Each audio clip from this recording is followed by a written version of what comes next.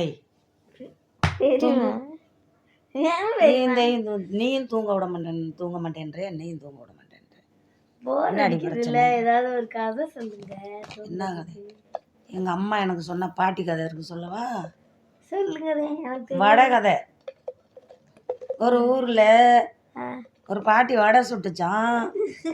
அந்த வடை காக்கா தூக்கிட்டு போச்சான். இப்படி உங்கள் அம்மாளுகளுக்கு நான் சொன்னேன் சின்ன பிள்ளையில. எங்கள் அம்மா எனக்கு சொன்னிச்சு. அப்புறம் என் பிள்ளைகளுக்கு சொன்னேன், என் பேரனுக்கு சொன்னேன், எந்திரிச்சு ஓடியே போயிட்டேன். எத்தனை தடவை அப்போ இந்த கதையை நீங்கள் சொல்லுவீங்க அப்படின்ட்டு. அது மாதிரி இல்லை பெரியமா, ஒழுங்கா கதை ஏதாவது சொல்லுங்களேன், அப்போதான் நல்லா இருக்கும். கதைன்னா,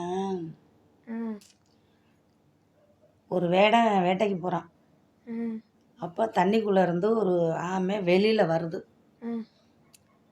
அந்த ஆமையை தூக்கி வலையில் போட்டு நடந்து போயிட்டே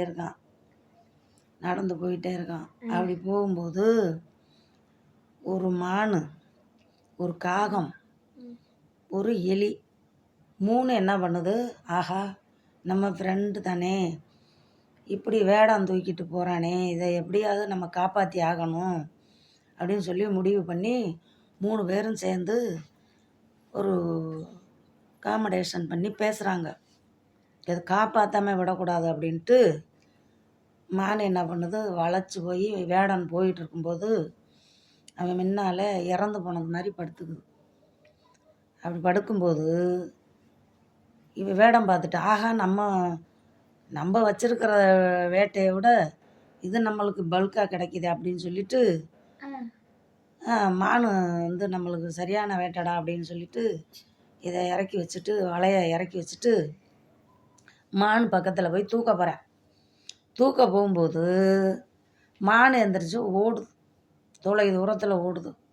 உன்னை எங்கே போனாலும் நான் விடுறதில்லன்ட்டு தொடர்ந்து ஓடுறான். அப்படி ஓடும்போது இது காக்கா என்ன பண்ணிடுச்சு, பக்கத்தில் வந்து எலி வந்து வலையை கடிச்சு வெளியில் அறுத்து விட்டுருச்சு. வெளியில் ஆமை வந்துருச்சு. காகம் என்ன பண்ணுது, நம்மளால் முடிஞ்ச உதவியை நம்ம பண்ணணும் அப்படின்னு சொல்லி காகம் இந்த ஆமையை தூக்கி கொண்டு போய் தண்ணிக்குள்ளே போட்டுருச்சு. அப்போது மானும் தன் உயிரை காப்பாற்றிக்கிச்சு வேடனுக்கிட்ட இருந்து எலியும் பிறருடைய உயிரை காப்பாற்றி விட்டுருச்சு. காக்காவும் அந்த உயிரை காப்பாற்றி விட்டுருச்சு. இப்போ 3 பேரும் சேர்ந்து 3 பேர்த்துக்கும் எந்த ஆபத்து இல்லாமையும் வேடனுக்கிட்ட இருந்து தப்பிச்சுக்கிட்டாங்க. இதுதான் கதை, சின்ன கதை, குட்டி கதை. வேற என்ன? நீ படித்ததை ஒன்று கூட எனக்கு சொல்ல மாட்டேன்ற. பாருங்க, சின்ன சின்ன கதையாக சொல்லணுமா, உயிர் எடுக்குது. பாருங்க மக்களே. பிடிச்சிருந்தா லைக் பண்ணுங்க மக்களே, சப்ஸ்கிரைப் பண்ணுங்க, கமெண்ட் பண்ணுங்க, ஷேர் பண்ணுங்க.